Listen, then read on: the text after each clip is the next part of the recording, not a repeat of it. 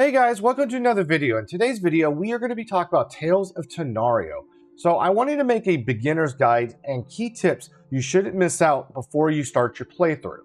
So before we get started, I do want to thank Propane for the information provided. They created a Google Doc that was listed, or the URL was listed in the Tales of Tanorio Discord. I do want to thank them. And then also all their socials will be down in the description down below. So if you want to follow them, and I'll also put the document link down in the description as well, so you guys can go straight to the document. So let's begin with this. So to get good at shiny hunting, you have to chain, which is no different than Pokemon. What is chaining? Are you guys familiar with chaining? So if you guys have never heard of the term chaining, let me describe that to you. You can chain by knocking out multiple of the same species of Tanorian in a row. Chaining odds also factor in events like community days or events that boost shiny odds. Oh yeah, by the way guys, this weekend the odds are going to be boosted to 1.5 times. So really good odds. I definitely, if you guys are shiny hunters, I definitely would recommend doing it this weekend. Really good odds. So let's continue on. Shiny odds will never go under 1 in 256. So regardless of how big the chain is, how many bonuses, at least in the current status, the devs are not going to go any lower than 1 in 256. I'm going to be honest, 1 in 256 is not that long, guys. Like realistically, you could probably pop that in 5 minutes. Worst case scenario, a couple hours. But you shiny hunters, trust me, I'm a shiny hunter too. We could spend hours. I've probably spent many hours doing Pokemon shiny hunting, over 20 hours just to get a certain one. So 1 in 256, that to me, that's music to my ears. Obviously, I'd like lower, but 1 in 256 is still really good odd. You can only chain up to 1,000 of one species, and only one chain can exist at any point in time.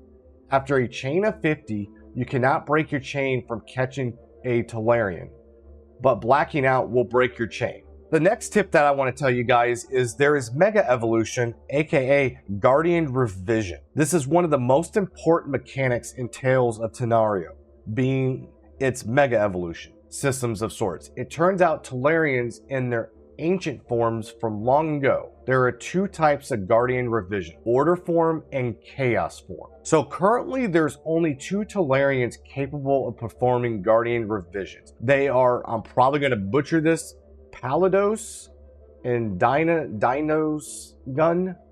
Man, those are some mouthfuls there, but there probably going to be some more, but do put that in the back of your guys' head that there is there is Mega Evolution or Guardian Revision. The next tip that I want to tell you guys is Raptures, Tales of Tanorio's form of raid dens from Sword and Shield. Honestly, I love this idea. Hopefully they implement this better than freaking Pokemon. Pokemon makes it boring. So let's continue on here. They vary from 1 star all the way to 7, and up to 4 players can join a Rapture at a given time. You can only bring 1 Tanorian to fight with you in the Raptures. Raptures spawn every 10 minutes, and Raptures won't despawn until they have been battled in. You have a maximum of 25 turns to finish the Rapture, or else it will kick you out. So very similar to Pokemon's. Rewards are seemingly random from experience, candies, items, mounts, and etc. Mounts. Interesting. I do like that. I do like how it's not just like a standard reward, because it kind of gives you like, oh, let's do another one. Oh, maybe I'll get this. I really like that. Raptures can have a chance to spawn unattainable versions of Tanorians. Example, Rainbow Dolphin Tassie? Man, I'm really bad with these names. Dolphin Fantasy? That gives you, like, I wish Pokemon would do this. I don't understand. Like, that's really cool.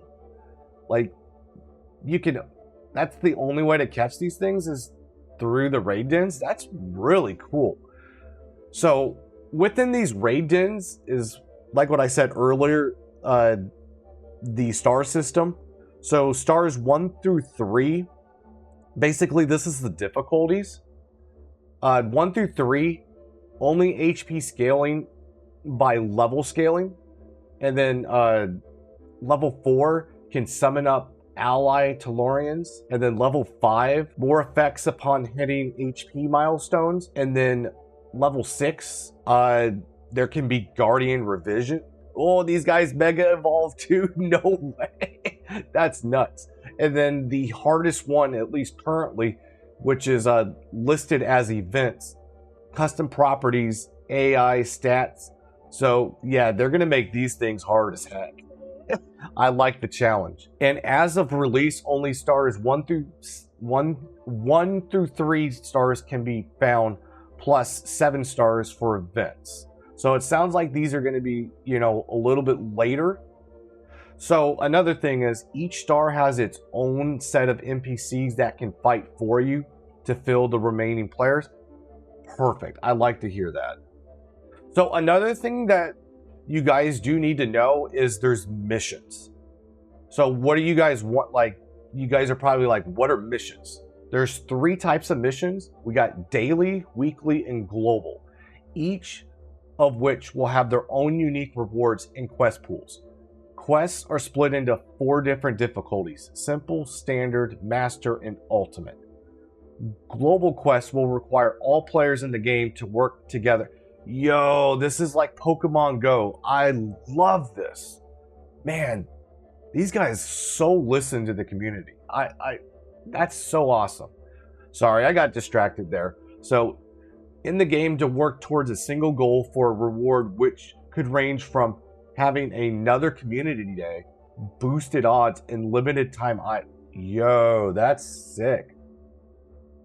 Typically, these global quests can only be started by developers, but can also appear during certain periods of time. Example, Halloween. Also, another thing that you guys should keep in mind is there's dungeons. There's not much we know about dungeons at the moment, but we know that they will have randomized layouts, puzzles, special Tanorians to capture, and unique items. To me, this kind of sounds like Monster Hunter Stories 2 in the dens. You know, definitely random routes and random, you don't know what you're gonna get. I like that. That's really cool. Hopefully they make it like really complex puzzles, and then they make some easy puzzles. You know, definitely I like the whole idea. So one of the most important things that you definitely need to know when starting the game is understanding tamer levels. Tamer levels are a system to reward players for playing the game both normally and through special means. As of release, these levels won't have any super special mechanics besides being used to flex. I mean, I'm not against flexing. I don't know if you guys aren't, but I definitely like to flex some, you know, especially if I can get that level 69. Oh, did I say that out loud? And get rare and exclusive items, Tanorians, and customizations. So how do you obtain these tamer levels? You can attain tamer levels by doing actions like obtaining new Tanorians, catching shiny Tanorians, completing story events like defeating stadiums, completing missions, completing raids with friends, completing dungeons, winning PvP battles, limited to X per user per hour. So it looks like they do put a cap on that. Trading, wow, okay. You can gain levels for trading. Obviously, there's a cap on that as well. And then first finds. That's really cool. I like that. And then they talk about rewards here. Whenever you level up, you can get one of these rewards items. Pounds, unlocking Tanorians, unlocking items, unlocking new mission difficulties, and so much more. But yeah, I just wanted to give you guys kind of like a quick run through, because obviously for most people, this might be your first time playing a monster taming game, or you might have never played Pokemon before. So I just wanted to give you guys kind of like some terminology and just like some, basic, help here.